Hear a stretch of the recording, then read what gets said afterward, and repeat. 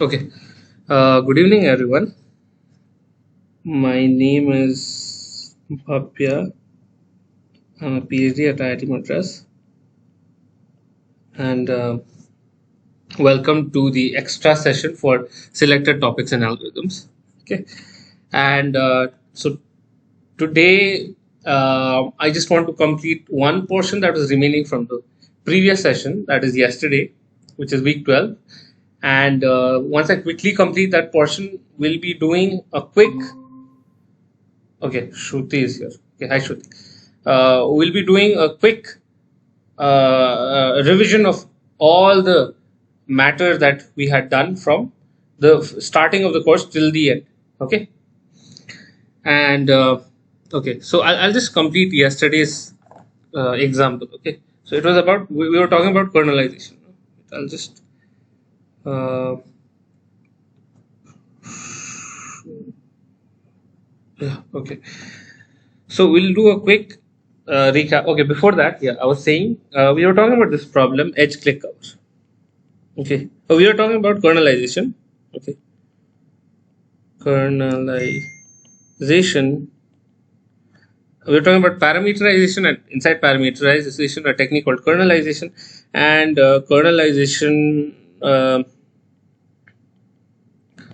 What was the process? Well, the idea was that if I have a problem that I want to solve, what I'll do is I'll reduce the problem into smaller and smaller instances by actually um, solving the easier part.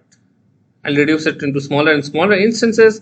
And finally, it so happens that the problem becomes so small, okay, that I can afford to brute force the solution because that final hard chunk is so small that I can brute force it,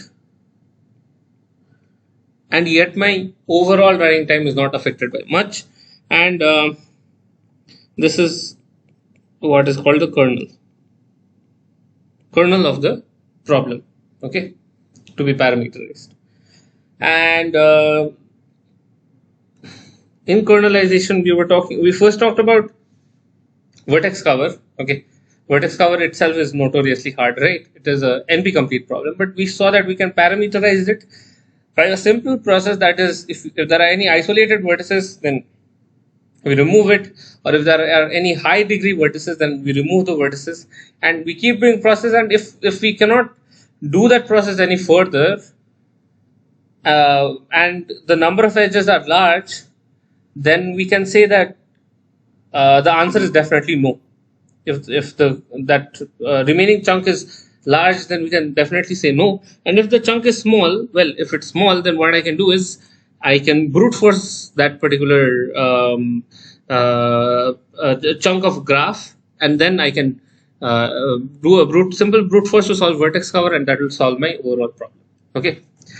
Now, and yesterday, what were we talking about? Well, we were saying about this particular problem, which is called edge click cover. Okay, in edge click cover, what do you have?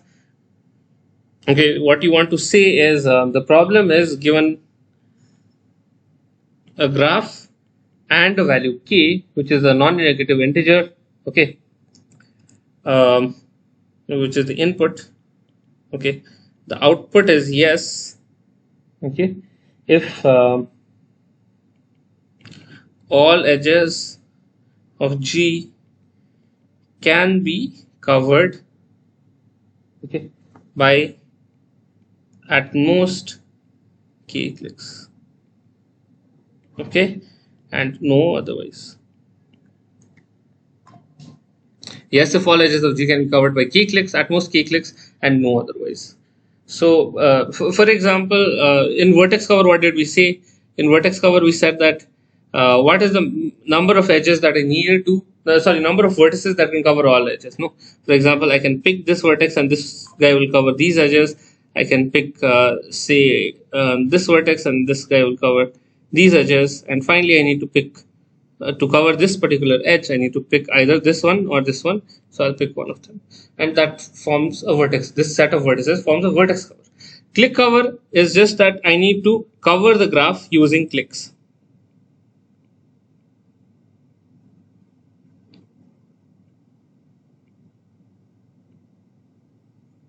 Okay, for example, this is the graph given.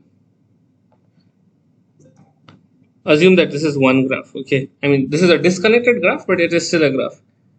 This is my graph given to me. This is G. Okay, one click is this. It covers these three edges. Okay, another click is this. What is a click? It's a complete subgraph. Okay, a subgraph where all the vertices are connected to each other.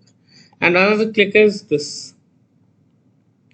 And yet another click is this. So K2, no. And now these edges do not form a single click, right? All of these do not form a single click. So I need to I need to separate into smaller clicks. Okay, for example, this triangle forms a click, right? This triangle forms a click, and I have this is a square, but a square is not a click. It is not a complete subgraph. So I need to think in terms of maybe triangles, but it does not even have a triangle. So what do I do? Well, I take this as a single click. I take this as another click, and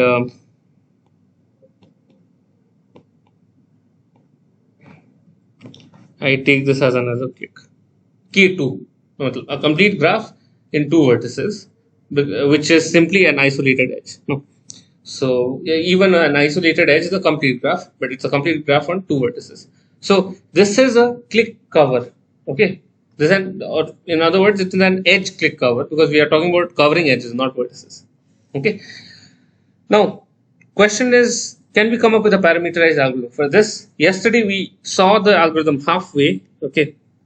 And well, step one was the following. Step one was remove isolated vertices. Yeah, go ahead. So this problem formulation is not that much clear to me. So are we trying to find, say if the value of k is equal to 3, then are we trying to find that whether all the edges can get covered with 3 number of the clicks? No. Or what? 3 or less. 3 or less number of the clicks, wherein the size of a click could be anything. Good. Size of a click could be anything from 1 to n. Oh, I understood. Okay. Thanks. It is a set of clicks. Okay. I'm not covering with a single click. It's a set of clicks, and the number of clicks in that particular set should be at most 3 for your example. Okay. Yes. In this example, if okay, how many clicks did I need? 1, 2, 3, 4, 5, 6, 7, 8. I think this is the minimum that you can get. I'm not totally sure, but it looks like this is the minimum you can get. But let's say, for example, if k was 10, then the answer is yes. And if k is 4, then the answer is definitely no. Okay, because this guy, it looks like you need at least 8 clicks to cover it. Yeah, Kishore. See, when we say click, is it something when we cover one of the edge is a click, or a group of edges is a click?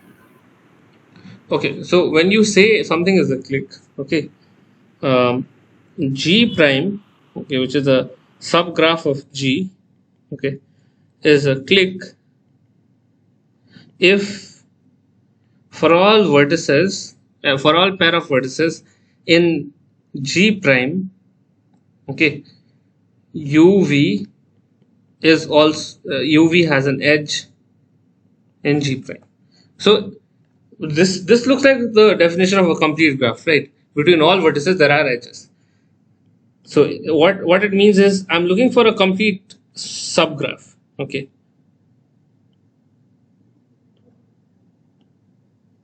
For example, this is a click, and this is a click. No, and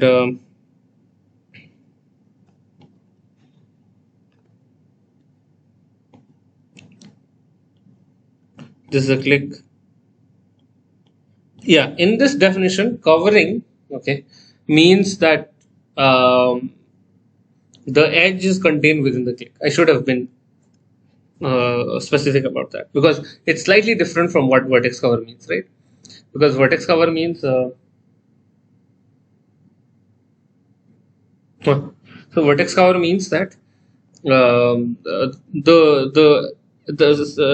edges are covered in a vertex cover means that the edges are incident on the particular vertex chosen. No, but in click cover we mean that the edges are contained within the clicks. Okay, and so now these three edges are remaining to be covered. No, so I'll choose this triangle to be one click, and they can overlap, as you can see, and this triangle to be another click. Okay, so I have used, to cover all the edges, I have used 1 2 3 1 2 3 4 5 5 clicks to cover it. Is that clear, Kishore? Yeah, see, as per the picture we have drawn, of course, what I understand is starting from one point and coming back to the same point, it's just a click, right? Starting from Traveling one, through, yeah, say it again.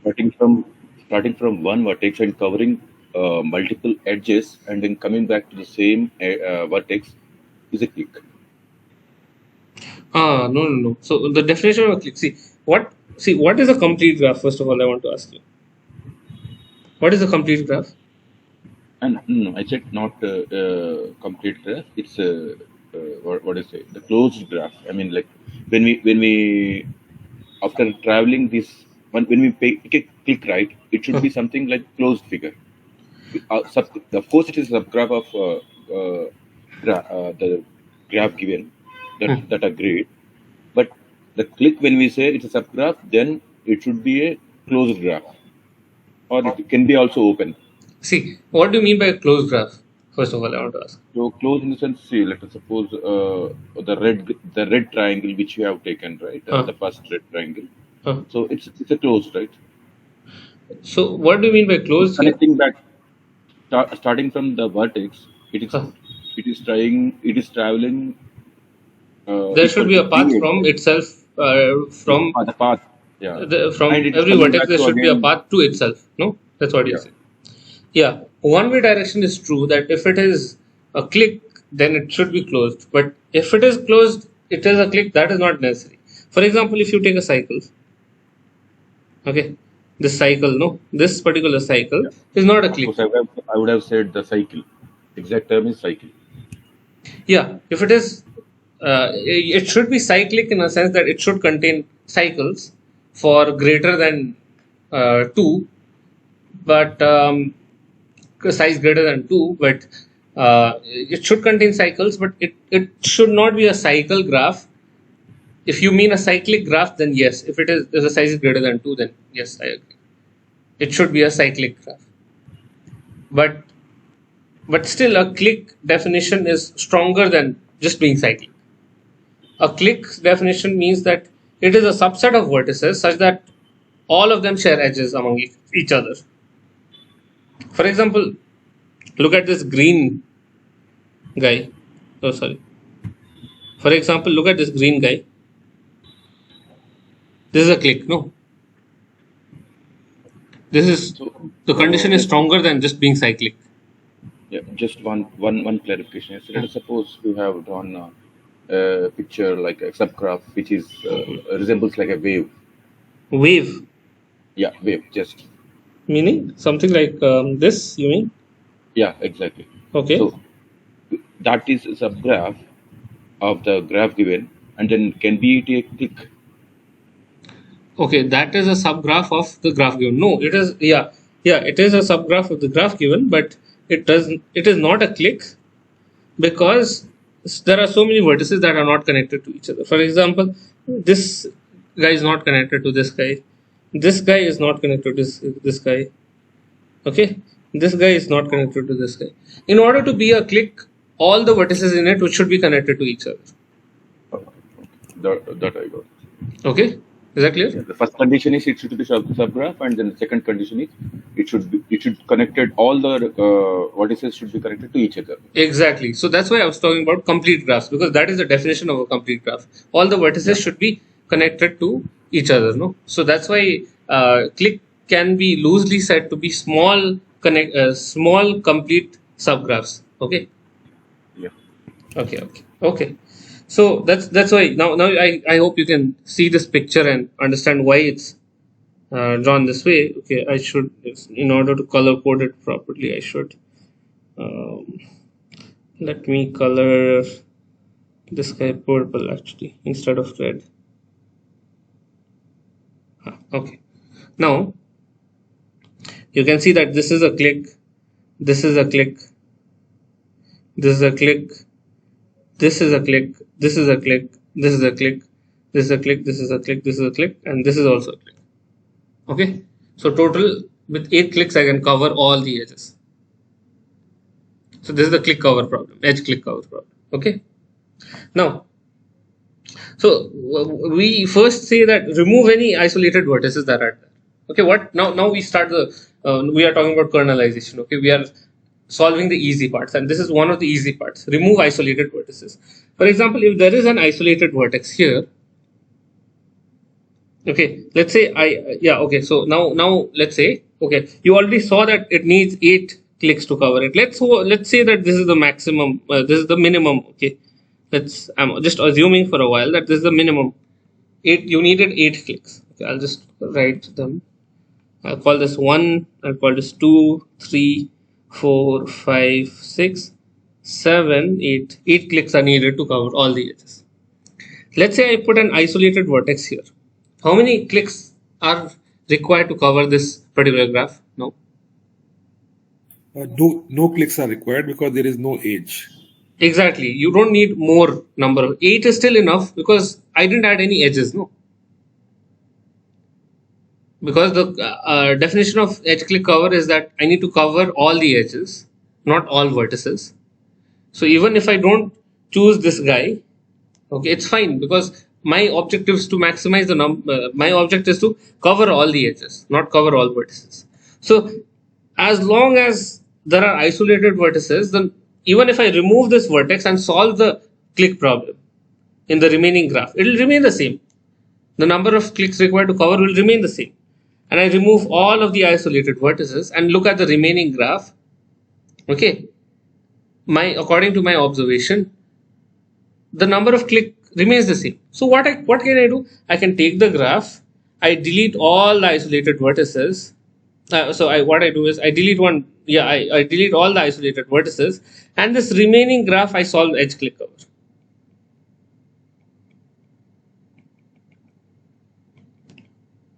It is the same. I mean, the answer is the same, still the same.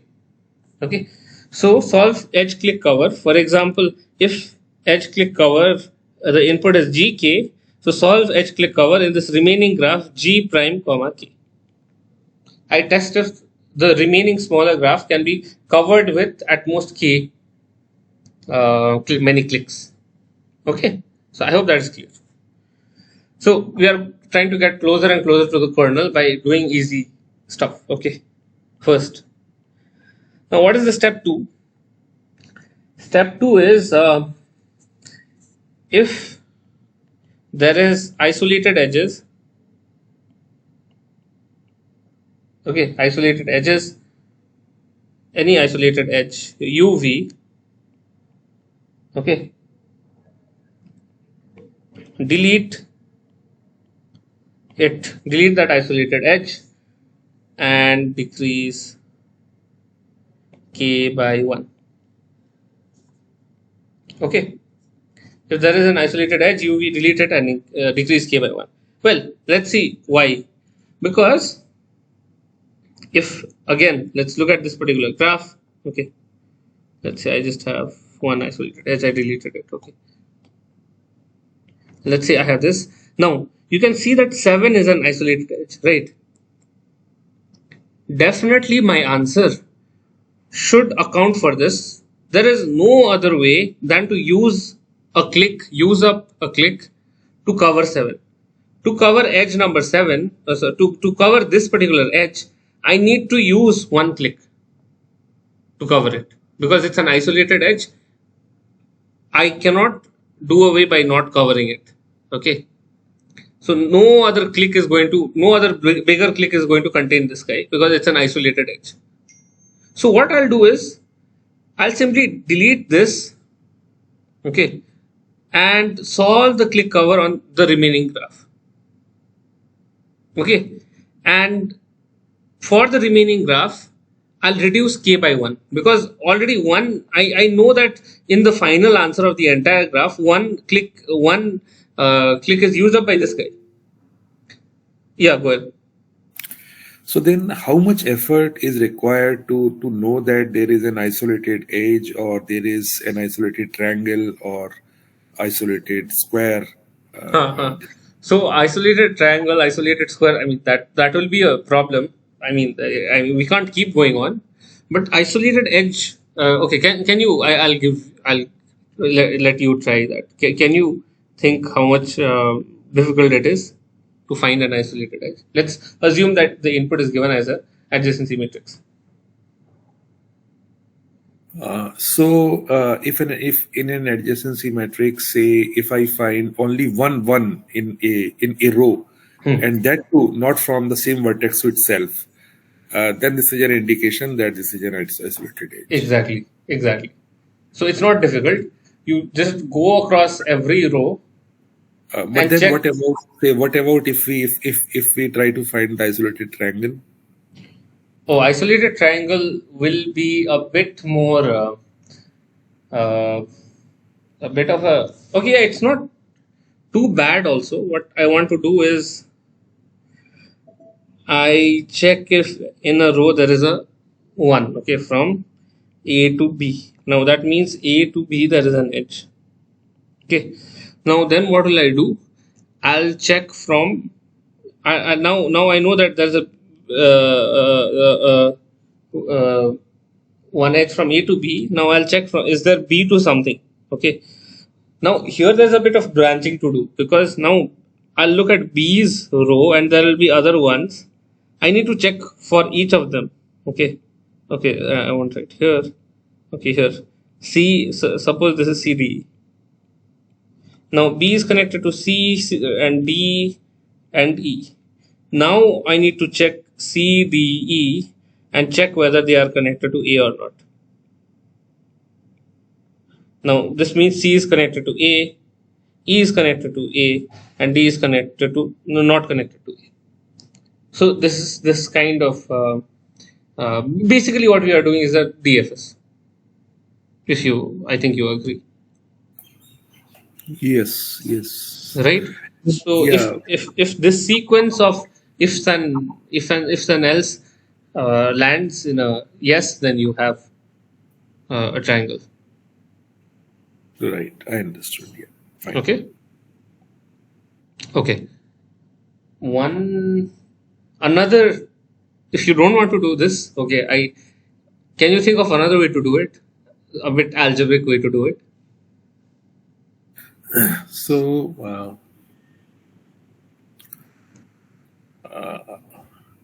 I cannot think of any other method right now. Think about walks. Yes. So does there exist a walk of the length, say 3? Yeah, right. Yes. Good. So we had seen before that if you multiply, okay, but the multiplication should be base 2. Okay.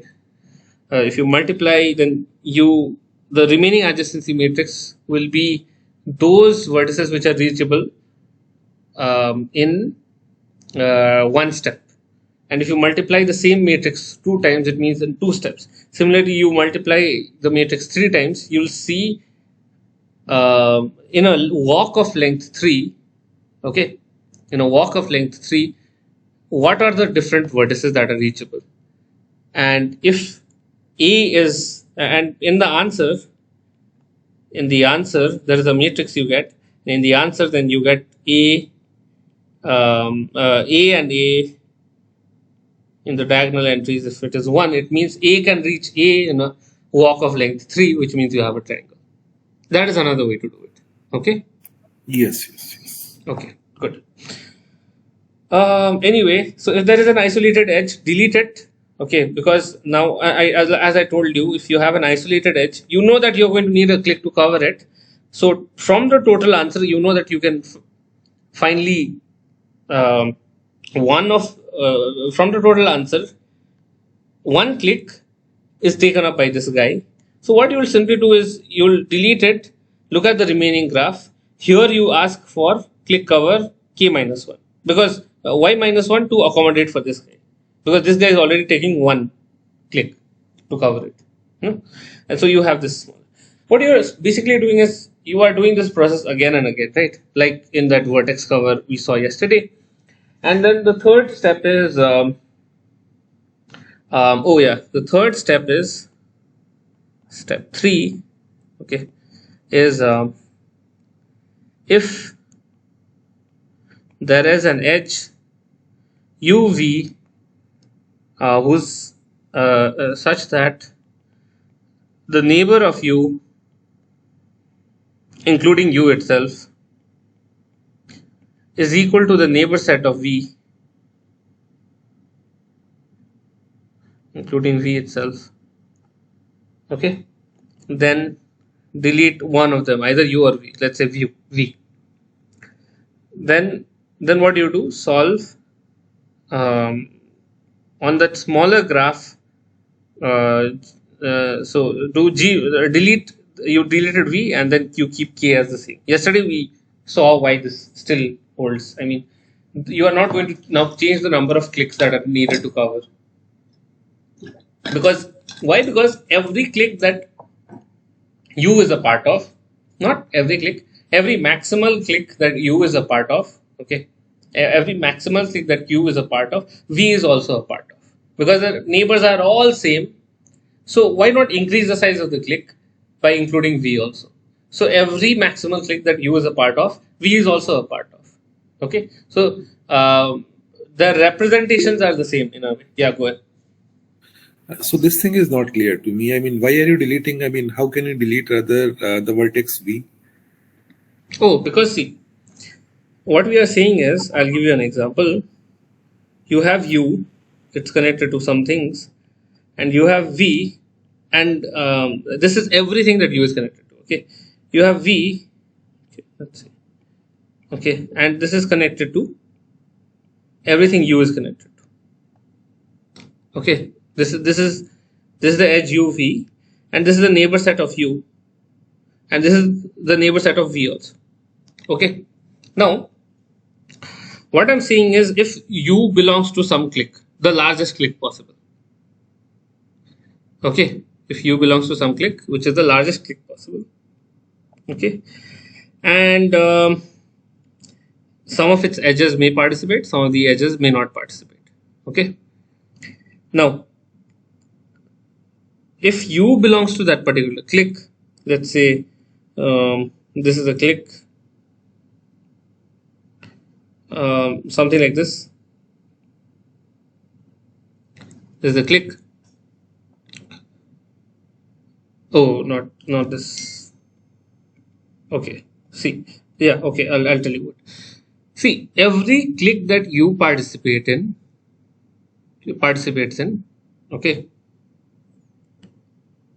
should be taking vertices from here. And v, okay, should be taking, every click that u participates in should be taking vertices from here. Now, why, you ask? Because let's say it was not taking vertices from here. I mean, let's say it was taking vertices from an external source also. But we were saying that this was the neighbor set of u, no? How can u be adjacent to another vertex when it is the entire, I'm assuming entire neighbor set of u to be here. So since this circle on the right, I'm assuming it to be the neighbor set of u, everything that is adjacent to you, any click that contains you should only take vertices from you. I hope you are clear with that. Something like this cannot exist. Actually, this is not clear. The thing is that I could not understand that even if a vertex is a part of some of the click, if it is a part of some of the click, then it shows that there is a connectivity among all the vertices in that click, including the vertex u, and from u, right, you can move to the other vertices in that click. Yeah.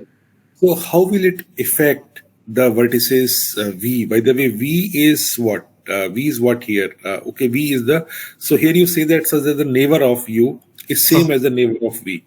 So, I mean, basically you are talking about the common vertices of U and V. Common neighbors of U and V. Common neighbors of U and V. So, I mean, how can you, so then what is being removed here is that the vertex V is being removed. Vertex Out of, V is removed. So out of the set of the vertices. Say original problem was V is removed. so vertex V has been removed. So I mean, how is that possible? I mean, there is not enough logical ground to remove the vertex. I'll give you an explicit example. Okay, I'll give you an explicit example.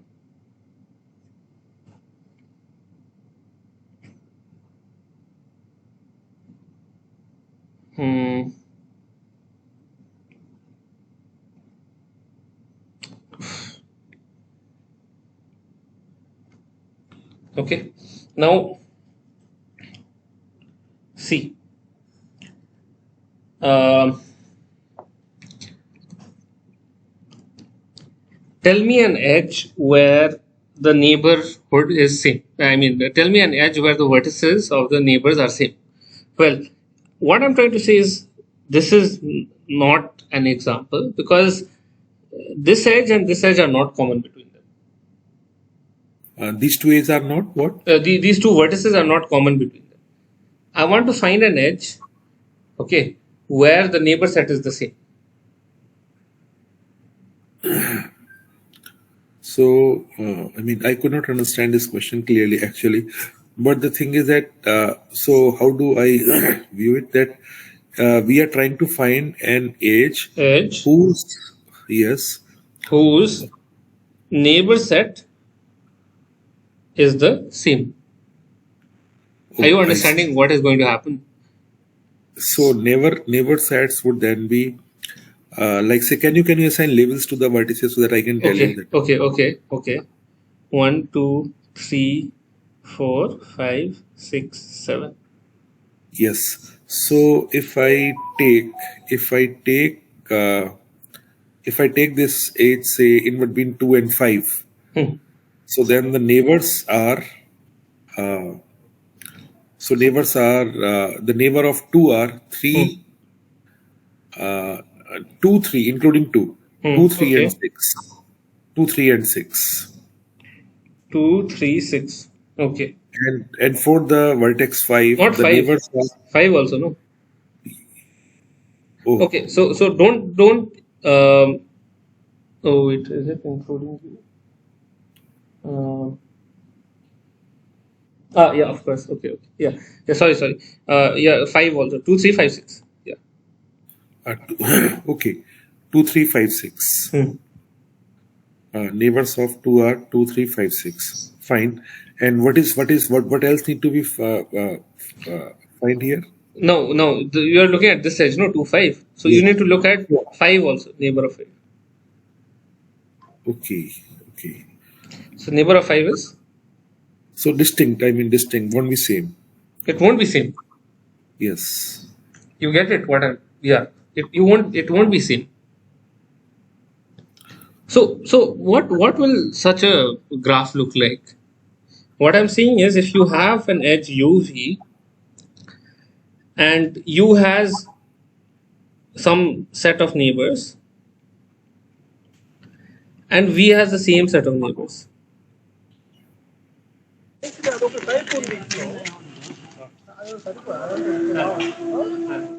Okay. Yes. So this is somewhat what you can imagine it to look like, right? Now, it cannot be that U is connected to something and V is connected to something here, right? Because I'm saying the neighbors are same. Such a case cannot exist. These two, if they exist, they should be the same vertex. So then their neighbors would be same. This can happen if and only if both U and V are the part of the same clique. Are the part of the same maximum. That's right. Exactly what I'm trying to say. If there is a clique that Oh yes, I understood. Yeah, you're right. if they are the part of the same clique, then not only the vertex V, but then all other vertices in that clique can also be removed. All the vertices. Oh, okay. That you cannot with guarantee say, because these vertices are independently allowed to take other edges with others. That we don't have any control over. Okay. Okay, okay, yes, But only yes. the Now, fact. now I understood. Yeah. Yeah. Okay. Okay. Okay. No. Okay. Good. So that's why we can safely delete V and. Okay, Kishore. Yeah.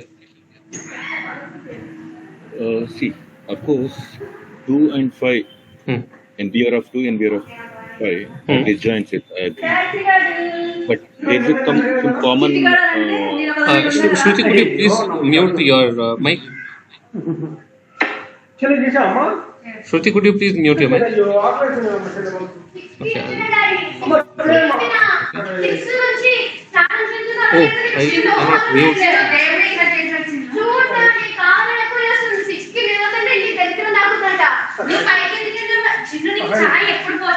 I think it's Yeah, just one moment. muted unknowingly. Yeah. I think Sriti's mic has unmuted unknowingly. I mean, she's not aware that it has. Yeah, I think she's not aware, no? Okay, wait, let me send a message in the chat. Or you would be having right to mute. Yeah, that's what I'm not able to do it. Oh, okay, wait. I need to do it from my. Do it from here. From here, I can mute, I think, because. If you do it, I think it will affect for all people. Okay, this is fine, no? Yeah. Okay, Right. good. It's working. Yeah. Yeah, Kishore, you were saying?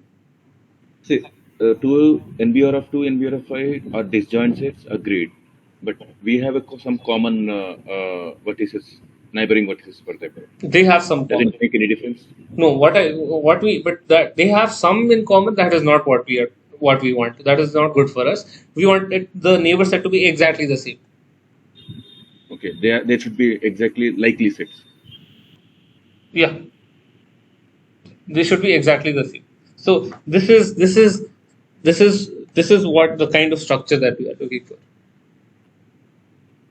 U and V have their neighbors exactly the same. Okay, we are looking for such an edge UV. Huh? Yeah. Yeah, I think yesterday you were explaining that U and V, and then are exactly the same. Then one of the vertices can be removed. I think yesterday we have the same point we are discussing again, right? Yesterday we were talking about. No, it's the same point we are discussing again today, right? No, yeah, I just wanted the flow to come. Okay, no, this is exactly where we stopped. Okay, yeah. Okay, this is where we stopped. Yeah, go ahead. Yeah. But then, so what's the meaning of removing the vertex V? What will get removed? Only the vertex will get removed, or the edges which are incident on the vertex V are also getting removed, or what? Yeah, or even the edges that are getting incident are removed. Okay. Are also going to be removed? Yeah, they're also going to be removed. Yeah. Okay. Okay, and now, so you've done all these stuff, okay, acrobatics, and you remove one vertex from U and V and then keep K as same. This is exactly where we stopped yesterday. Now this is where we stopped yesterday. Okay, I took like 45 minutes. Sorry. Yeah. So finally, now we say that if these three steps cannot be done, okay, then either one moment. Then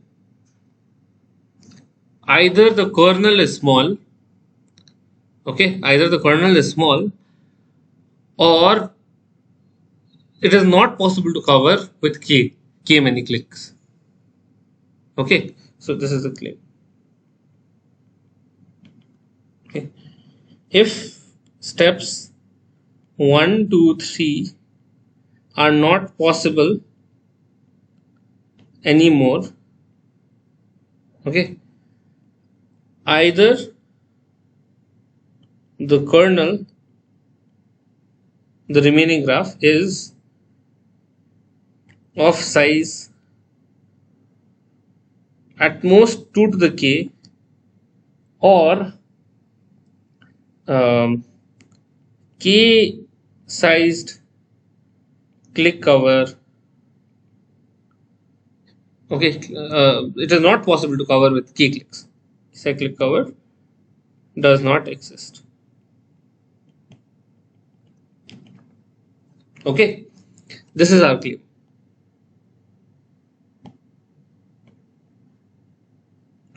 So now we are going to see why this is true. Okay, I wanted to specially cover this because it's an application of linear algebra. Okay, it does not require a lot of linear algebraic thing, but it's a nice way to do things. Okay, so here is the proof. Okay, and we'll do a proof by contradiction.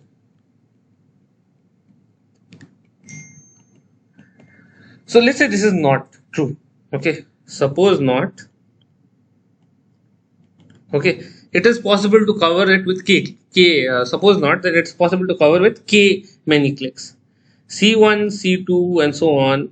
Okay, till k is a k sized click cover. Okay, just give me one moment. Hello. Oh, okay. Okay, outside SSB. No. Okay, I'm coming. Okay, give me one. Okay. Yeah. Sorry to interrupt. I'll just be back in 1 minute. Okay. I'll be back in 1 minute. Try to think of why this could be true. Okay. Okay.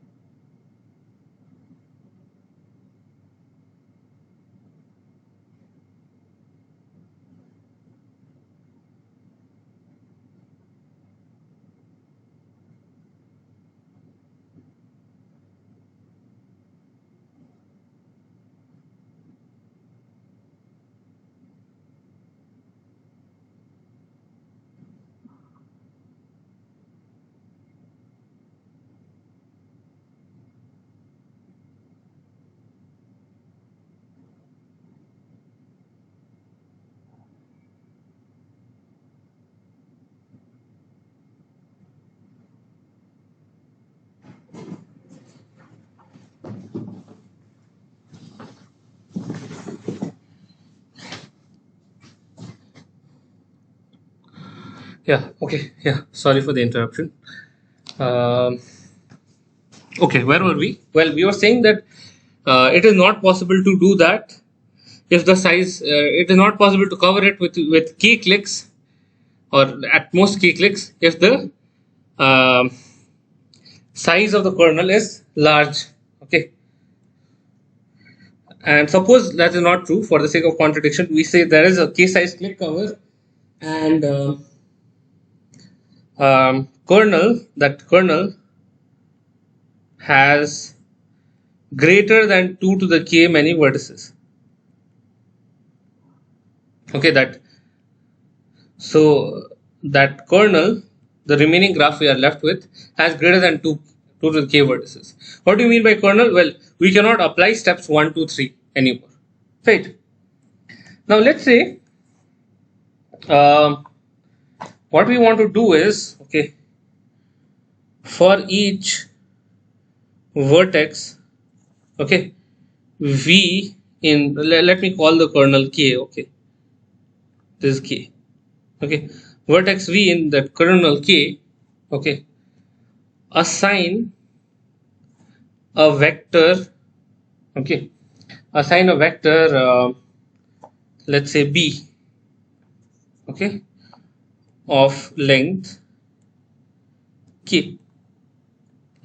So b looks something like this: 1, 2, 3, 4, 5. It's a binary vector, okay, or a binary string, you can say, of length k. Okay. Kernel as let me call it something else, not k. Capital K and small k are making it confusing. So let me call that kernel x. Okay. Now assign a vector b of this, and the definition is simple. How to define that vector? If it means a 0, it means that, so let's call it vector bv, okay, for the corresponding vertex v does not belong to the um, click c1. It is not covered by click c1. It is not covered by click c1. And if it is a 1, then it means that that vertex is covered by click c2. So it means bv at a position I, okay, equals 0 or equals 1, I shall, if and only if, okay, that uh, corresponding vertex represented by the vector, okay, if and only if the corresponding vertex represented by vector is in the click, is covered by the click c1 ci. I hope you get that. So if you didn't understand, it means that, for example, let's say at 4 it was showing 1, and at 3 it was showing 0, and it's something like if v was here, then there is a click here which is click number 2, and click number 4 is covered by v, okay, but some click like 1 and a click 3, okay, is not covering v. This is all it means by the string. Okay, I hope it's clear. Okay, now now what? Actually, Yeah. it's not that clear. So, what are we? So, what's the meaning of k-sized click? That whether there are k number of the clicks or what? No, key size click cover, not key size click. Okay, Key so size it click shows. cover meaning it is a set of click cover is a set of clicks. Okay, it is a set of clicks that is able to cover all the edges. Right, right. Okay. So say for if we define this vector VB, so what does it mean? That how many such vectors? So what this B here is? How many such vectors? There will be one vector for each node in X. Right. There will be one vector for each vertex in X, because for each vertex we are assigning a vector BV. No.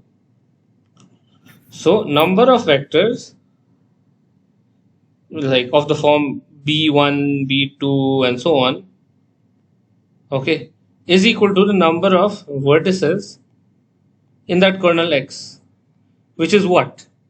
By assumption, which is greater than 2 to the k, by assumption, because to assume, for the sake of contradiction, we've assumed that the size of the kernel is large. What do I mean by large? More than 2 to the k size.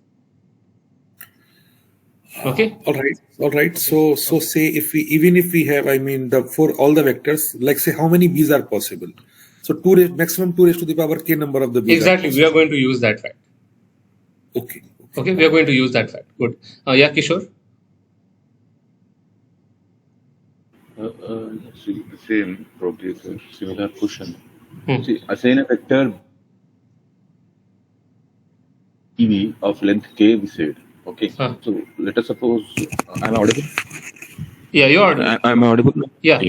See, let us suppose in a kernel X we have vertices altogether 12 of them. Suppose. So assign a vector BV of length k. When we said that, is it something that vector BV will have all those the 12 vertices information? So what actually BV has information is about which. So BV corresponds to a vertex V in the kernel. Okay. Now what information does BV, that vector, store, which is of length k? It says which among the k many clicks in my click cover. There are like if this is my graph, then there are like 1, 2, 3, 4. This is my k, four clicks. Okay. For a vertex V, BV says which of the clicks, okay, cover vertex V. So in this case, there are 4 clicks. Okay, this is click 1, C1, C2, C3, okay, C3 and C4. Now I look at V. Which of the 4 clicks, okay, is covered? So which of the 4 clicks cover V? You will say 2 and 4, because they are the only ones which are incident on V. 1 is not incident on V, 3 is not incident on V. So 2 and 4, right? So the BV corresponding to, there are several vectors corresponding to each vertex in the kernel. There is exactly one vector. Okay, and for this particular vertex, for other vertex they have their own vectors, but for this particular vertex V, there is this particular vector which says at position 2 1 and at position 4 1, because click 2 and click 4 are exactly those clicks that cover V, and the rest of them are 0. Yeah. I got that point, but see, so what 1, 2, 3, 4, these clicks which you have drawn are part of kernel, right? They are the part of kernel, right? Right. So is it something once we get the kernel? Okay. So this is no, they are not part of. Yeah. Okay. They are part of kernel. That's it. So okay. So if they are part of kernel, is it something we need to create these vectors for each vertices within the kernel? That means 12 vectors as we assumed. Okay, I think I made did I make a mistake? I think it should not be a part of the kernel, because otherwise this saying k would not make sense. But it doesn't. Yeah, it will still follow through. Okay, assume that they are part of the kernel, the clicks. Yeah, go on, Kishore. Okay. So let us suppose first initially what we have taken for our understanding, there are 12 vertices within the kernel altogether. Okay. That means, do we need to create 12 vectors? Yeah. For each vertex? So for each vertex, you have one vector. So 12 vertices, 12 vectors. Correct. Okay. So once we do that table vectors, right? Is it something we are yet to explain that or further, or we have done that? So right now what we are doing the proof. Okay, this is not an algorithm. Okay, we don't need to find these clicks. We are assuming that if these clicks exist, then we arrive at a contradiction. Okay. See, within that, let us suppose the first vector, right? Okay. What we are doing as per that vector, what is vertex v? So vertex v, what we'll take? Vertex v includes two clicks in the sense 1, 2, 3, 4, and then probably 7 vertices. 1, 2, 3, and 6 vertices. So for 6 vertices, we'll give information in the first vertex, in the first vector, right? No. So V is not actually storing information about other vertices. This is not storing information about other vertices. This VV is only storing information about clicks related to V only. Okay. So yeah, let's say there are more clicks. This 1, 2, 3, 4 till k means because there are k clicks, I want to have the length of the vector as k. There could be more. There are other clicks. Maybe okay, these are the clicks. Here. 1 to k are what do you say? There are clicks. So in this, for this BV, right, with respect to vertex V, it should be click 2 and click 4, right? In BV, which it should be 2 and 4. That's right. Yeah. So 2 and 4. Okay, it just says on and off. So for this vertex, it only says on and off. Right. Okay. That's why binary vectors. Okay. Yeah. Okay. Okay. Great. Now, just now, Goel pointed out one thing that.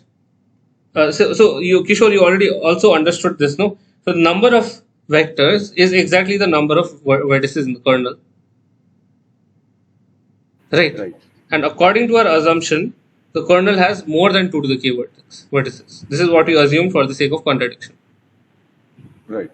Okay. So it means that since there are greater than 2 to the k vertices, it means there are greater than 2 to the k vectors. Exactly. That's right. Yeah.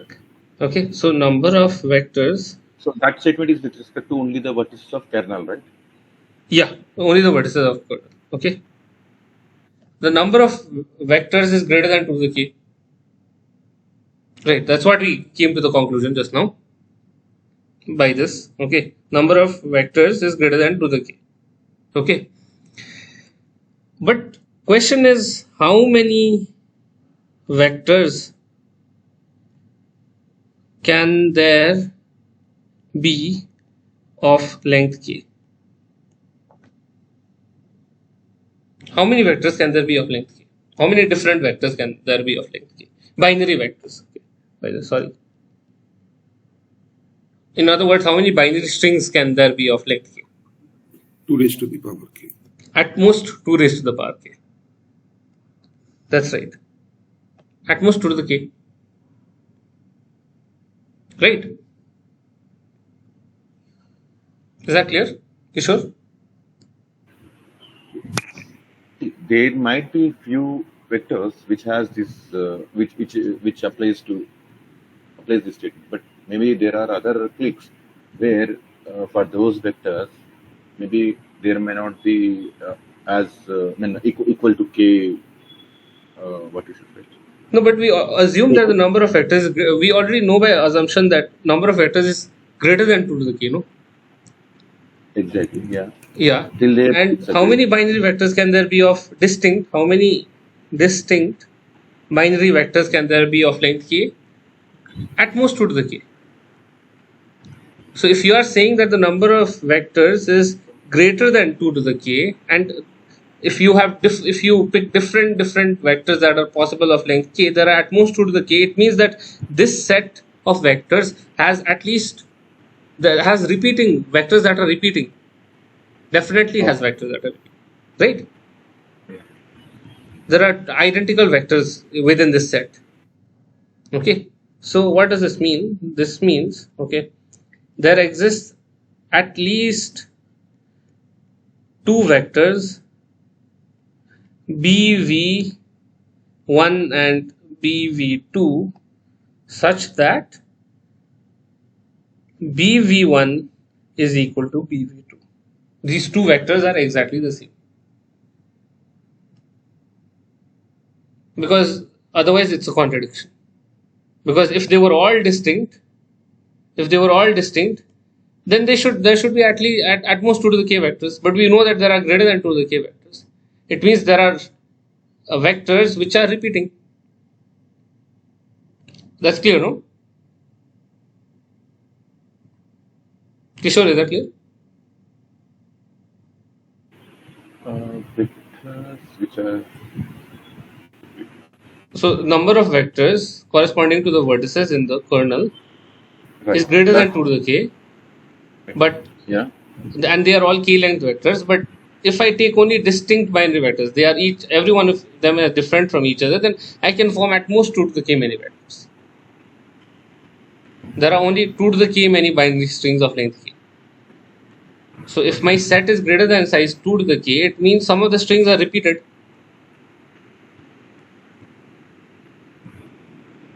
Right? I'm Right? unable to visualize that. Okay, I'll visualize it for you. One moment. Okay. So for example, think about say say k is 2. Okay, k is 2. Now give me 5 strings. Okay, give me 5 strings, binary strings. Give me 5 binary strings of length 2. Any 5 binary strings of length. For example, 0 0. Okay. 0 0 0 1 1 0 0 1 0 1 1 1 1. I need one more. So binary, I think is the most. Yeah. Yeah, binary we can form only 4, right? We can form. Why can we only form 4?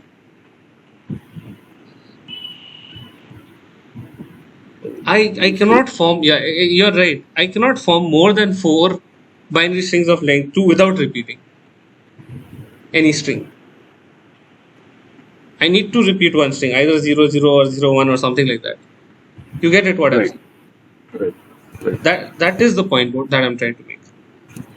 For a length k, I can only form at most 2 to the k strings without repeating. Right. If it happens that I can form more than 2 to the k strings, it means some repetition is there. Some string I am repeating twice.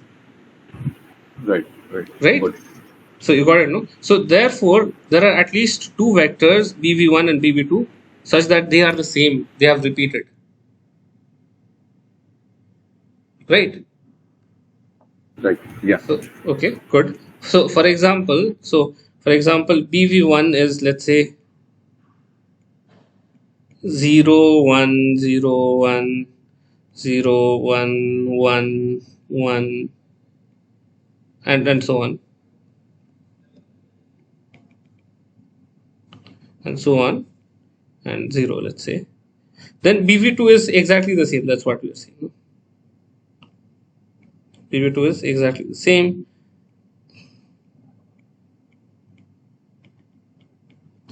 0 1 0 1 0 1 1. No? Okay. Right. So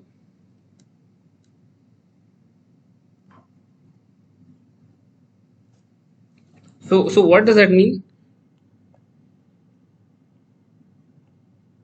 They are all same. Now, so okay, before this happens, okay, this is one example. This is one case. Okay, so I'll write it into 2 cases. Okay, so case 1 is BV1 is all zeros, and BV2 therefore, because they are same, is all zeros. If this is the case, what does it mean? No click can cover it. No click C1 to CK was able to cover it. So this means that V1 and V2 are isolated vertices.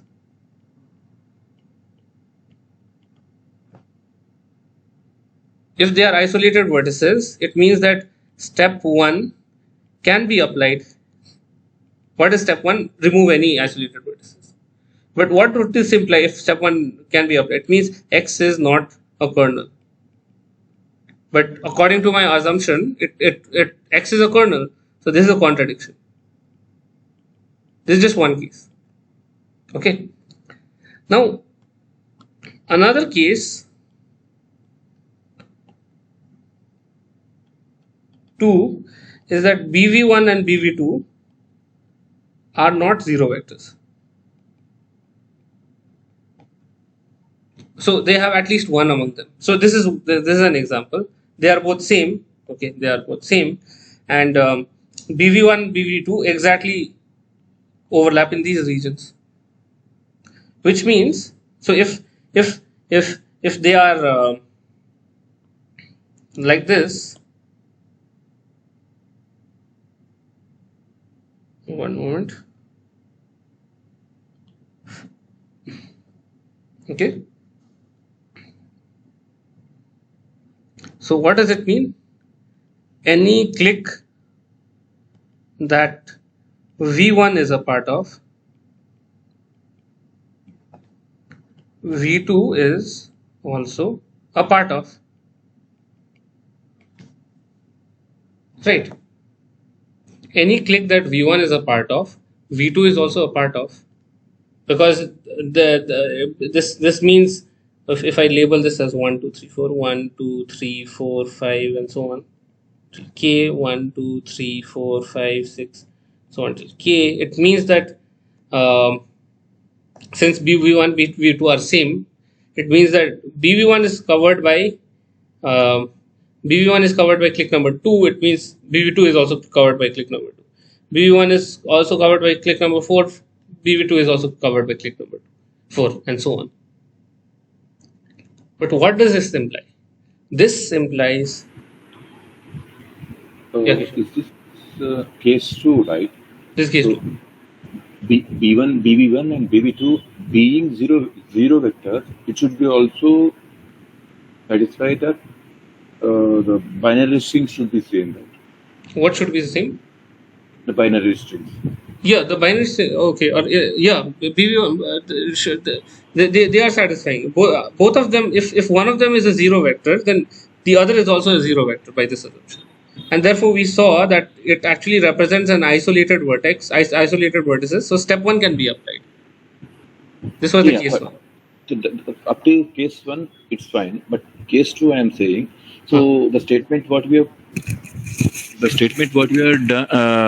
put for the case 2 is BV1, BV2 are only zero vectors. Of course, zero vectors, that's okay. No, but case 2 is BV1, BV2 are not zero vectors. Okay. Are not zero. Of course. Not zero vectors. Even though they are not zero vectors, so probably the cliques may not be in common, right? For those two. We assumed that BV1. No, we didn't assume. Okay, sorry. We came to the conclusion that there is two vectors BV1, BV2 such that they are same. No, by this argument. Okay. Based on the statement. Okay. Yeah. No. So I'm looking at those particular BV1 and BV2. Okay. Such that they are equal. So they are equal at all places. If they are equal at all places, it means they exactly are covered by the same cliques. Okay. If they are covered by the same cliques, it means that the neighbor set of BV1, V1 union V1 itself is equal to the neighbor set of V2 union V2. Okay. Yeah. Okay. Yeah. Okay. Because any clique that V1 is part of, V2 is also a part. If you cannot see why this is true, if let's say there is a clique that covers V1 but does not cover, if let's say that is not the way to argue it. So if there is every clique that V1 is a part of, V2 is also a part of it. Then it must be that their neighbor sets are the same. Okay. Why? Because if the neighbor sets are not the same, let's say, so somewhere V2 has a different neighbor. Okay. Then somewhere V2 has a different neighbor. Let's say here. Okay. then this guy needs to be, this particular edge with a different neighbor should be covered by a different click. No, because if it is covered by the same click that was covering v1 also, it means that there is an edge from this neighbor, and so they now have a common neighbor. So if they have uncommon neighbors, it means that there is at least one click which does not cover either v1 or v2, but that is not possible because v1 v2 we saw that they are their vectors are the same. Okay, and therefore their neighbor sets are the same. Now, if their neighbor sets are the same, what can we do? We can apply. It is possible to apply step 2 to reduce the kernel further. Okay, step 2 or 3, because step 2 is for a single edge, isolated edge. Step 3 is for a could be several edges. It is possible to apply step 2 or 3 to x, but according to assumption, x is already the kernel.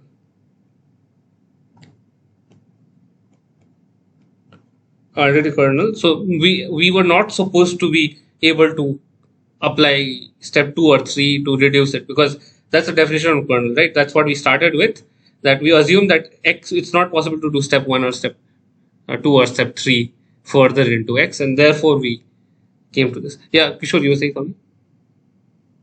So this is a contradiction. Yeah, I was saying same thing. Step 2, when if they are equal, right? The NBRs are equal, then one should be removed. One vertex. Exactly. Right. Then once the vertex should be removed, but we had already assumed in the beginning that you are not able to remove any vertices, right? We assumed that in the beginning that we are it's a kernel, so we are not able to remove any vertices. So how can it be possible? It should mean that this assumption is wrong, that there are greater than 2 to the k many vertices. Okay, and therefore we've proved this claim. If steps 1, 2, 3 are not possible, either the kernel size is smaller than 2 to the k, or it is not possible to form a k size click cover. Okay, so that is what we proved by contradiction. So we've proved this. General question. Yeah. So when we wanted to prove few things, of course, based on our learning and everything, so few things we prove through some calculations and some the steps, but few things what we do, we put them into a contradiction statement and then we'll prove it, stating that. Yeah. So is it something all the all the proofs can we make into contradiction and then prove it, or we only approach contradiction statement when the other approaches are not liable or feasible? Okay. See, there are quite a few ways to prove a particular statement. Okay, but proving by contradiction is definitely very popular. Okay, but there are there are like other ways to do it also. Like, for example, direct proofs. Direct proofs is like I say A implies B, then B implies C, then C implies something, and then I come to my conclusion. Z. This is possible. For example, if I want to prove that if A divides B and B divides C, then A divides B, and B is able to divide a number C, then A is also able to divide C. So I'll do something like, if I'll do a direct proof. Okay, I'll do a direct proof. It's possible to do a direct proof. For example, if A divides B, it means B can be written as a factor times A, and if B divides C, then C can be written as a factor of factorization, in the sense that B times some L. No, and therefore I'll just substitute it C, not C. I'll substitute B into A. So this implies B is equal to C by L, and therefore C by L, this implies C by L equals AK, which implies that C is equal to AK times L, and which is equal to some A M, where M equals KL. And so C can be written as A times something. So this implies that A divides C. So this is an example of a direct proof. Right. Okay, so this is direct proof. Another way to do it is this technique called induction. I think you've heard of it. Induction is when you assume some hypothesis for a smaller structure, you are going to say that because for the smaller structure, some statement is true. If I add something else to that, then I can do it for the bigger structure. There is also something called contrapositive, and this you may check it out. Contrapositive induction, and yeah, go ahead. So I have two questions here. So do we have techniques other than kernelization to implement parameterized algorithms? You do. See, parameterization is a huge area right now. Okay, it's a hot topic right now. You have entire books written on it. For example, this book is written on parameterized algorithms. There is also a book on kernelization. Okay, so kernelization itself is a huge topic. There is an entire textbook on it. Okay, now there are other techniques. One technique is branch and bound. Okay, but I wanted to do it. I was thinking of doing it, but it's not a part of this course's syllabus. That's what I realized. So I did not bother doing it. So look at a branch and bound algorithm for vertex cover. Okay, and it's dealing with cases. Okay, it deals with cases that you can combine branch and bound and kernelization actually and get a better bound. It's possible to do that. Okay, so how do I perceive that we do have other techniques to implement parameterized algorithms as well, apart from the kernelization. But then, I mean, is this kernelization thing really powerful? I mean, it's very powerful. Yeah. I'm unable to convince myself because I view that, okay, we apply a lot many pre-processing techniques based on the problem statement, and then whatever remains is the kernel, and that kernel should be smaller in size. That is what I view it. But then how to, find those pre-processing techniques which may really help in reducing the size of the kernel, right? Or is doubtful to me. You mean how to come up with the techniques? Yes. Oh, okay. That, you can solve a lot of exercises. Okay, for example, this particular book, which is there are several authors. There is Saigon, Foreman. This is a single book, but there are 1, 2, 3, 4, 5, 6, 7, 8 authors, and so on until Saket Saurabh. Okay, and this book on parameterized algorithms, check it out. It's a very well written book. Probably because so many authors have written it, and you can check out the exercises there, and it will build you that intuition to actually come up with ways to. It's a skill like any other skill, so it can be learned by practice.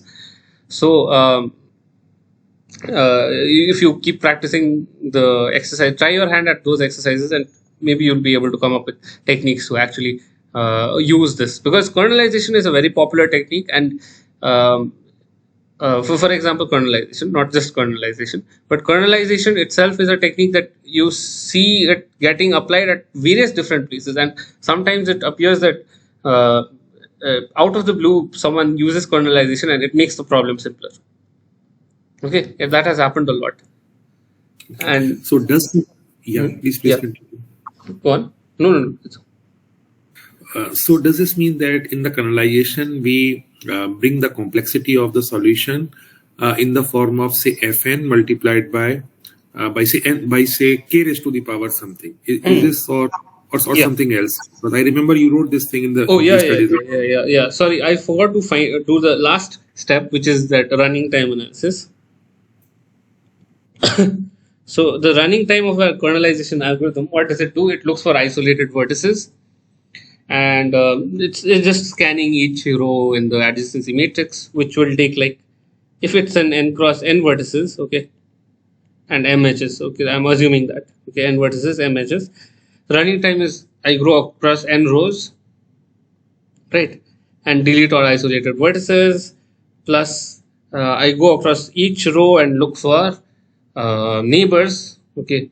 I compare neighbors, so that will require like n square time, I'm assuming, okay, because I need to do a comparison, okay, with each row.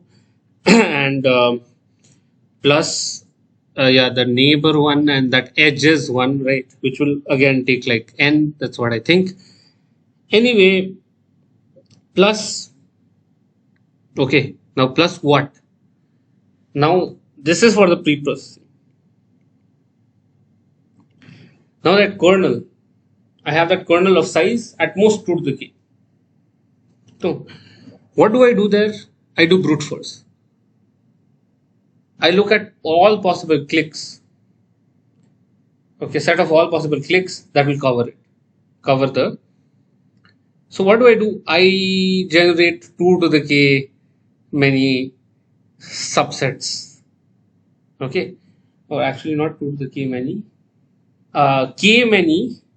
Okay, I'll come up with k. Let's see. K. Yeah, I need to check whether it is possible with k clicks. No. So k many subsets of vertices in kernel. Okay, I set of k many subsets of vertices in kernel. So I come up with one value of C1 to Ck. Then I come up with another C1 to Ck, C prime. And I come with another, and so on. I can do it using some kind of vectorization, okay, whether it's present in C1 or not for V, and so on. I can do that. And how, but question is how many are there? So it's 2 to the k many are there. And what is the size of each kernel? Well, something like 2 to the k. The size of kernel is at most 2 to the k. So I get something like 2 to the 2k. Okay, so which is 4 to the k. Now I get that if k, which is the size of the click cover, okay, or the number of clicks that covers is k is at most log n, then I get polynomial running time. But if you try to do it by brute force, then the algorithm running exponential time, no matter what value of k you choose. But I could not understand this term, the set of the k many subsets of. So what we are saying is, I finally have a kernel of size at most 2 to the k. Now I'm saying do brute force here. That's all I'm saying. By brute force, okay, find the find what's it called, click cover, if it exists here. What I'll do is I'll run over all possible set of clicks, but I'm not, there could be so many clicks possible. I'm only interested in clicks of size k or less, click covers of size k or less. Okay, the number of clicks I don't need to be too many. So I run over all set of k many subsets of vertices in kernel. This subsets of vertices, in other words, is clicks. Is that clear? Yes, but then the pre-processing steps we have applied here, like remove the isolated vertices or remove the isolated edges, and then if you find the common neighbors, then remove a vertex. I mean, these pre-processing steps seem so elementary. I think that this algorithm will further depend on the input as well, that what kind of the graph is given, and quite possible that for some of the graphs these pre-processing steps are of no value, and Oh. we are left with the same graph to solve using the brute force. No, that's the beauty of it. No, these elementary steps are enough because we have a mathematical proof for it. I mean, here, at least, yeah. We have a Yeah, so it's mathematical proof for it, which is true regardless of what graph you give to me. it's true, but then this strategy is valid only if say k is of the order of the log n kind of the thing. Right. But then for how many problems we get that the kernel is of the size of the log n? So I view it like say this. So just now No, not from the your kernel is discussion- of size log n. The number of clicks that we want is of log n. The number of clicks are log n many. number of the clicks are log n, but then the thing is that the size of the kernel itself is k, isn't it? It's 2 to the 2 to the k at most. 2 raised to the power k. So to bring it to the polynomial level, I mean k should be of the order of the log n. That is what the argument is, isn't it? So that's what in other words you can see it that way. But what I would prefer is something like if your question is to find the number of your question is to check whether the graph can be covered with clicks of size with k many clicks, to check whether your graph can be covered with at most k many clicks or not. It is possible to do if the key is not too large, if the key is at most log. Yes. It's true. Okay, And so I get what you mean. You mean that this is only valid if k is small, right? not only the k is small, but then I'm afraid that most of the time we will get the answer as no, because now this problem has been modeled as a decision class problem. So say if I pose the problem like this, that okay, so there is a graph and which has got 10,000 vertices, and so does there exist a cover of the click of the size less than or equals to say 7, just 7? Okay. So the answer would be no. I mean, for most of the problem instances wherein the answer is no, this algorithm will work successfully. And for a difficult problem wherein the answer is yes, probably this algorithm is not rational and is not impartial for the yes and the no instances kind No, of. so yeah, but see, it will always answer you correctly. This is not an approximation algorithm or a randomized algorithm. This is a deterministic algorithm that will always answer you correctly if the value of k you give is small enough. First of all, that you agree, right? Yes, but then it will always answer the correctly. But then if the problem instance is hard, then the solution will take exponential amount of the time. So if k is large, that's what you mean, no? Yes. If k is large, it will take exponential amount of time, which is true. But what I mean to say is such a solution already this general solving for a general k is already difficult. We don't know how to do it yet, and we didn't know for a long time. So turns out that if you parameterize k, and you can actually reduce the problem and so on, and you can do much better. See, some kind of trade-offs are not a bad thing to do. Okay, see, approximation algorithms have its own shortcomings. Approximation algorithm will not be able to. It will be able to do it efficiently, but it will not be able to give a good approximation. Randomized algorithm will be able to do efficiently, but it may not always be correct. Parameterized algorithm will be able to do efficiently and correctly also. So both the shortcomings of randomized algorithm and approximation algorithm is overcome by parameterized algorithm. But the problem is that the parameter that you put should be small enough.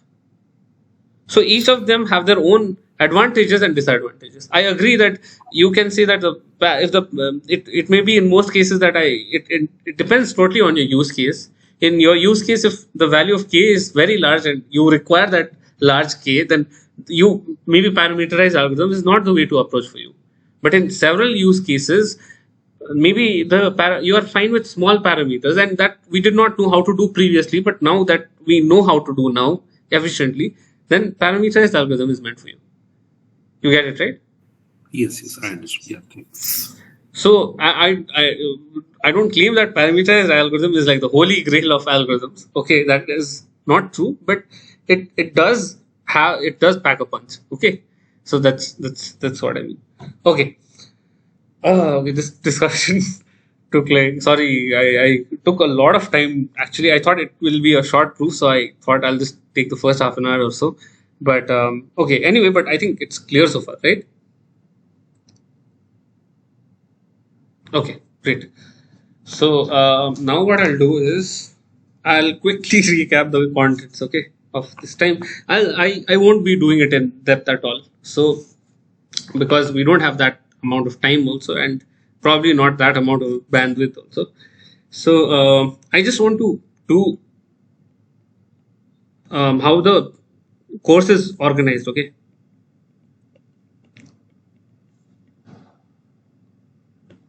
So these are all, I mean, the very active research is happening in each of these areas. Okay. And currently, so the first we started with network flows.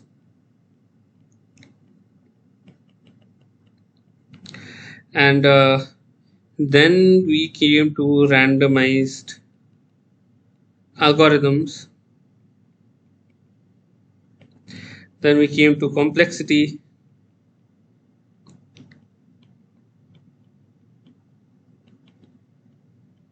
Okay. Then we came to approximation algorithms.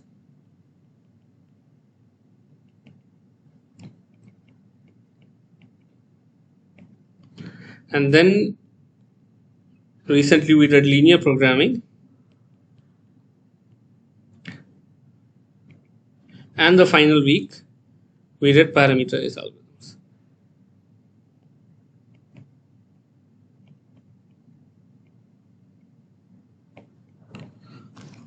Okay.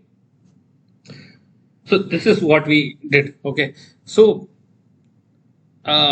we did network flows. And what was network flows? Well, we were talking about Ford-Fulkerson algorithm, which was the first example of pseudo polynomial that we saw.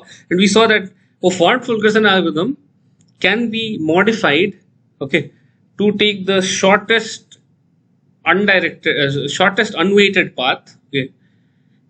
With that simple modification, from pseudo polynomial we can get a polynomial algorithm. Okay, and therefore we saw some application also. We saw that if we modify the so it is possible to solve matching if we modify the if we modify it as a flow problem. If we make it as a flow problem, then we can actually solve bipartite matching, which is the first example of what is called a reduction that we saw. And we also saw a simple randomized algorithm called Kargar's algorithm, which is that if I have a graph, then I'll keep randomly choosing two vertices and then compressing it into one single vertex. And then I'll choose another two vertex and then I'll compress it into a single vertex, and so on. I keep doing that, and finally I'll be remaining with two compressed vertices if I keep doing this process, and then the cut between them is a minimum cut, and therefore the flow will be the maximum flow. Or I'm just thinking of minimum cut. So Kargar's algorithm is a min cut problem. Okay. And is for solving min cut problem. What is the problem with that? It may not always give the correct answer. Okay, but it's very efficient, as you can. It has linear efficiency, in fact. Okay, and what about general matching? Well, Edmund Blossom's algorithm achieves that. This is for general matching. Okay, here we are looking for what are called augmenting paths, and then modifying, deleting them, and so on, if you remember. And finally, we also had the max flow min cut theorem, which says that the maximum flow in the network is equal to the minimum cut in the network. Okay. Now, this was a very specialized area of flows, and we saw that there are numerous applications for it. Okay, best application being matching. Now, next we are talking about randomized algorithm, but I would like to place, I mean, personally, I would like to place randomized algorithm here and complexity here. Okay. Now, why? It's not that I work in complexity or something that I want to deal with it first, but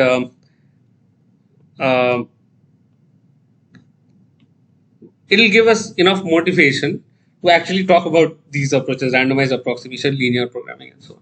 And it gives the motivation for the entire course also. So, what is complexity? Complexity tells us, it helps us categorize problems into what are difficult and what are hard computationally. It could be in terms of time, it could be in terms of space, it could be in terms of randomization, non-determinism. You can pick almost anything as a computational resource and then study it. Okay. And here we are talking about P, which are easy to solve, NP, which are easy to verify, and co-NP, which are all the no instances of NP. Okay. And we saw this diagram that P is intersecting with NP at one certain point, and NP itself, okay, and co-NP I won't draw here, but now, okay, I won't draw here. So let me just draw it anyway. Okay, so let's say this is co-NP. Let's say this is co-NP and this is NP, and we know that P lies in between somewhere here. And so question is P equals NP? We don't know. But then we talked about reductions. Right? And reduction was a way of actually transforming one problem A into another problem B. We were looking at this polynomial many one reductions. Okay. There's also another type called Turing reductions. Okay, which means I'm allowed to answer flip yes as no, no as yes, and so on, but I am allowed to only ask B once. No, I'm even allowed to ask B many times, the answer some instances many times. And that if now we have the notion of completeness. Completeness means a problem is said to be NP complete if it represents the entirety of NP. In what way? Well, everything in NP finally can be transformed into a version of that problem. For example, SAT, 3 coloring, Hamiltonian path, 3 SAT, independent set, vertex cover, and the list goes on and on. Click, knapsack, and then finally we talked about self-reducibility. And self-reducibility was a technique of showing that actually SAT can be the SAT problem can be actually reduced to itself. So we either, if you remember, we made a tree, and we can set the first input to be 0 or 1 and check, use SAT again to solve the smaller instance, and then do that process. And if SAT can be solved easily, then we can find the solution also easily. Okay. And this also shows that any NP problem is self-reducible. Now,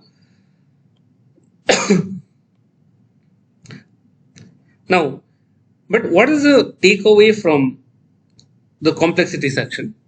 Takeaway from complexity section is that it appears that some problems are hard no matter what you do. Okay, it is believed that P is not equal to NP. This is the common belief. We don't know how to prove it yet, okay, and maybe we won't be able to prove it for a long time, but this is the common belief that P is not equal to NP. So there are some problems that will always be hard. So what do you, the next question is, so if it is so pathetic, the situation, then is there a way of coping with it? Coping with computational hardness.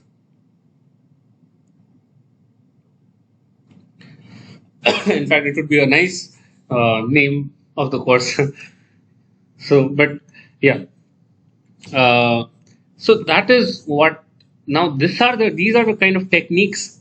Okay, the coming techniques are a way of coping with hardness. Okay, and randomized algorithms is one way. So randomized algorithms, okay, means there is some, of course, randomization involved, but you actually cope with computational hardness by actually treating something. Okay, because you want something like speed. No, for example, okay, PNP talks about time, so you want to work faster. Your algorithm to work faster. So what does randomization do? It either fast but not accurate always, or it does accurate always. Okay,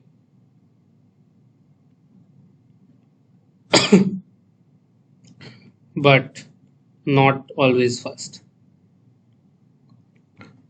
These are the kind of trade-offs that you do. Now, if it's fast but not always accurate, it is also what is called the Monte Carlo algorithm. This accurate always but not fast, not always fast, is what is called the Las Vegas algorithm. But it is fast on average. Okay. Now, now what are the kind of problems you have? Well, you have polynomial identity testing. Okay, polynomial identity testing can be done with a one-sided error. And what is the problem? Given a polynomial, check whether it always evaluates to 0 or not. And what was the algorithm to do it? It was called the Schwartz-Zippel.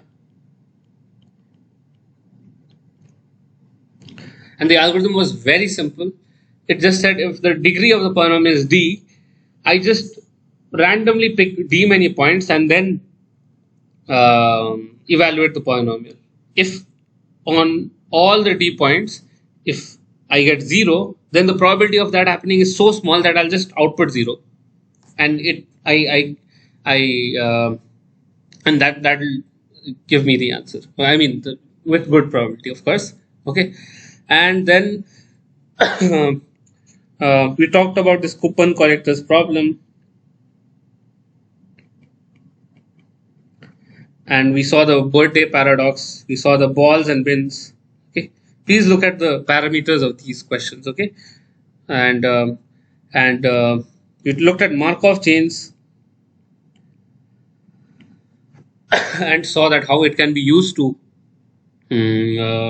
calculate probabilities. Okay, it looked like a DFA kind of structure with some probabilities associated with it. And from Markov chain, which we looked into this Monte Carlo method, and looked into how to count, let's say, the DFNF counting or independent set counting, and saw examples for that.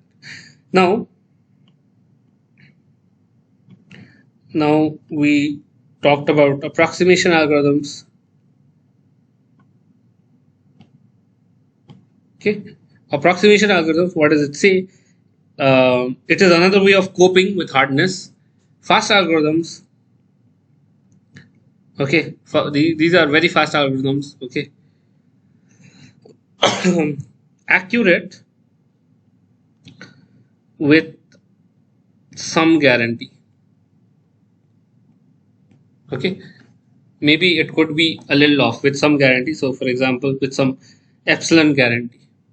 Okay, with some epsilon guarantee, it's the answer it varies a bit. Okay, and it's not always accurate, but it's very close.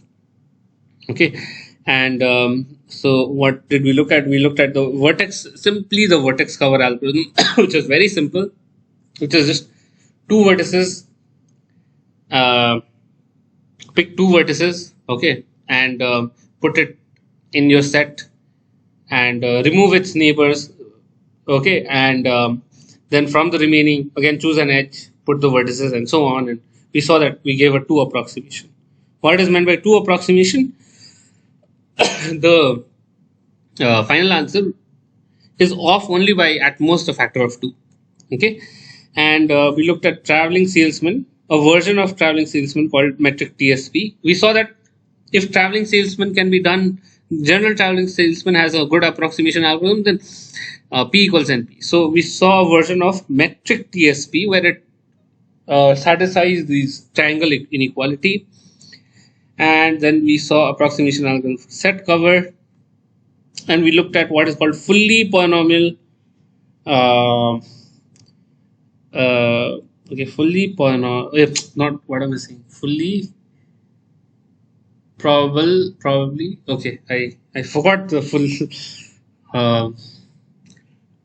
approximation scheme. I forgot this, but FPTS, okay, that's what it's called. It means that not only should your approximation algorithm run in polynomial time with respect to input, it should run in polynomial time with respect to the guarantee also. Okay, guarantee of the approximation, okay, and the probability. I mean, if it's randomized algorithm. Okay, now that was about approximation algorithms. Then we shifted to linear programming. Linear programming talked about a setup where you have an objective function which needed to be maximized or minimized, and while satisfying some constraints.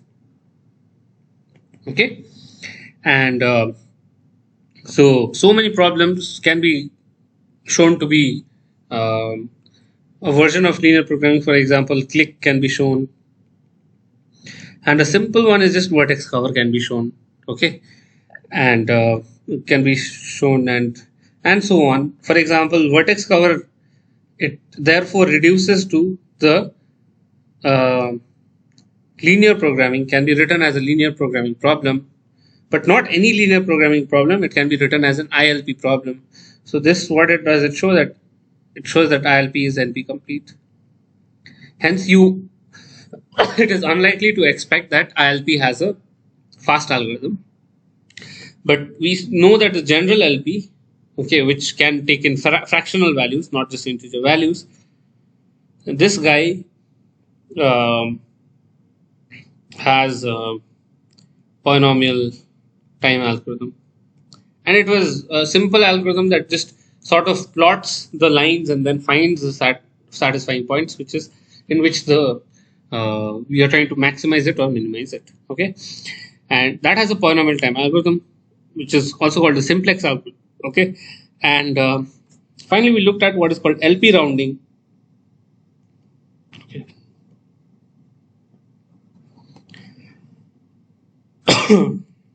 LP rounding. What is LP rounding? Well, you take the LP, you take an ILP problem, you actually solve it with a general LP solver. Okay, and this version was also called LP relaxation.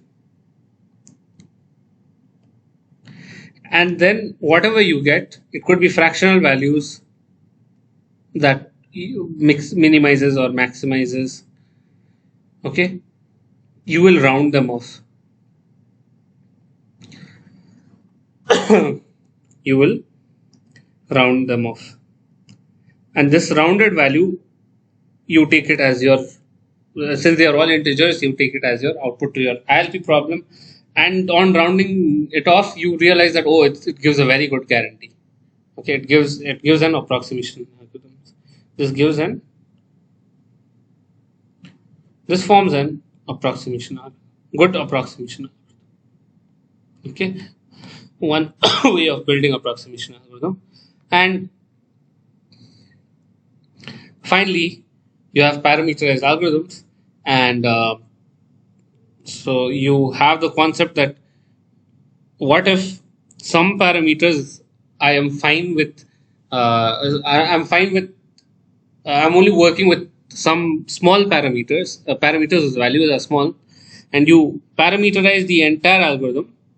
By the way, we only saw a single parameterization, but there could be algorithms where several values are parameterized. Okay, and so it runs in, I can guarantee something like it runs in k times poly n time, and if k is small enough, I'm good. Okay, and then finally we looked at one technique which is called kernelization. There are other techniques also, like I mentioned, branch and bound, but this is all that is required in the course. So kernelization, it takes a problem and then solves the easy instances one by one and keeps reducing the problem until it reaches one place where I cannot do that easy stuff anymore. And this place is hard. Okay, this is hard, which is called a kernel. But it so happens that the kernel is so small that I'm allowed to brute force. Okay, I can even brute force it. And that ends the summary of the course. So again, in summary of the summary, the course aims to say that there are problems which are difficult, but it's not pathetic. The situation is not that pathetic because there are ways to get around that if you are willing to trade some amount of quality. Okay, and that's it. So if you have any questions, then please let me know. And by that, yeah, go ahead. So in continuation to these courses, like starting Right. from the theory of the computation and to the complexity theory, and then selected topics in the algorithm. So which course would you think would be the most appropriate one in the next semester to continue with this complexity theory stuff, and which are being usually offered on NPTEL? Okay, so it does not come to mind right now. See, I don't work in the algorithms area, so I don't. I mean, primarily work in algorithms area. So, but see, there is a course on. But of course, one course you can take is on randomized algorithms. Okay, if you like this course, then randomized algorithms is a good place. Okay, the name is not exactly randomized algorithms. I think it's called randomization in computation. Something like that is the name of the course in NPTEL. Okay, offered by Professor Nitin Saxena, or yeah, Nathan Saxena. Okay. And there is another course by Nathan Saxena which is something like algebra and computation. It talks about building algorithms for algebra problems. Okay, but this requires a bit of foundation in algebra. Okay. Okay. This is also by Nitin Saxena. And one course, if you are interested in complexity, then I would recommend this circuit complexity course. Okay, circuit complexity course by Raghunath Tiwari.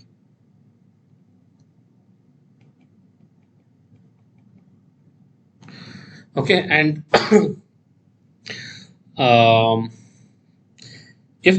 is there a course on approximation algorithms and parameterized algorithms on NPTEL? I'm not sure.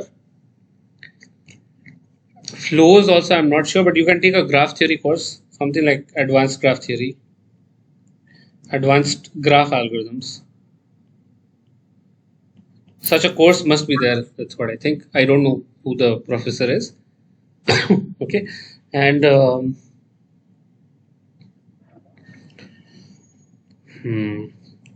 approximation algorithms, linear programming. You can get lots of courses on linear programming from math department.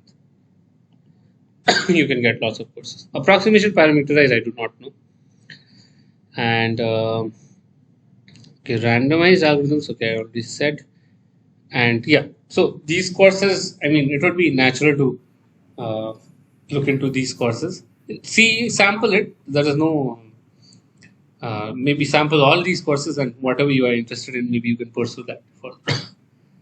Yes, there is one course I heard last semester, parameterized algorithm by the author himself. I guess the author you wrote, Saket Saurabh, I Oh, think. Saket Saurabh. Okay. Yes. So that is available on NPTEL. Oh, yeah. So you can take it. Saket Saurabh is from CMI, no? Yeah, I think he's from CMI. I am SC Chennai, and it is by Okay. Saket Saurabh and Nildara Mishra. This parameterized. Okay, Neil Dharamishra. Okay. So yeah, you can take parameterized. Thank you. So you can take parameterized algorithms by Nildara Mishra and Saket Saurabh. Nice. Okay, that's good. Approximation, I don't know. Maybe there you could find a course on approximation also.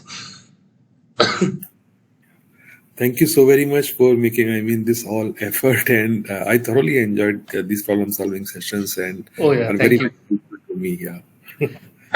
Thanks, Goel, for the appreciation. And yeah, will you signed up for exams also, or No, I'm just auditing this course. you're only auditing? No? Kishore, how about you? Just myself too, because I'm not purely into this Theory. stream of what you say mathematics. Of Okay. course, I'm a mathematics student at my IPA level, intermediate level, class 12th level. But thereafter, I moved to some other stream, and then of course I'm into IT field now in information technology field. So it's just out of my curiosity, just to relearn things and then revisit the things. That's where I have taken up all these courses. So it's been like with NPTEL, it's been like since a couple of years I've been taking few courses which is relevant to my field, and then which is also out of my curiosity I'm taking them. So, but of course, it was very great with the kind of sessions you have taken, and then kind of explanation. And then, of course, sometimes I might have asked some layman questions, but yeah, very patiently answered them and then addressed them. That's very great. I feel good because at this level, right? So if someone asks the basic level question, probably that will disturb disturb the flow and then everything. But still, you managed very well, and then you have answered the question, and then that to my satisfaction level. Okay. That's good. Yeah. Thank you very much. Thank you very much for all the help, and then for learning what you have shown an interest. With interest, we have given all your lectures. Oh, okay. Yeah. Thank you so much. I'm glad. And I mean that I don't think there is such thing as a too stupid of a question. And Of course, in fact, it's very important, I believe, to ask fundamental questions, because that is where you actually learn. So because if you just see things from higher level, then it's easy to miss out the details. But it's actually important to ask questions that are very elementary and foundational, so that you understand everything, the entire picture, brick by brick.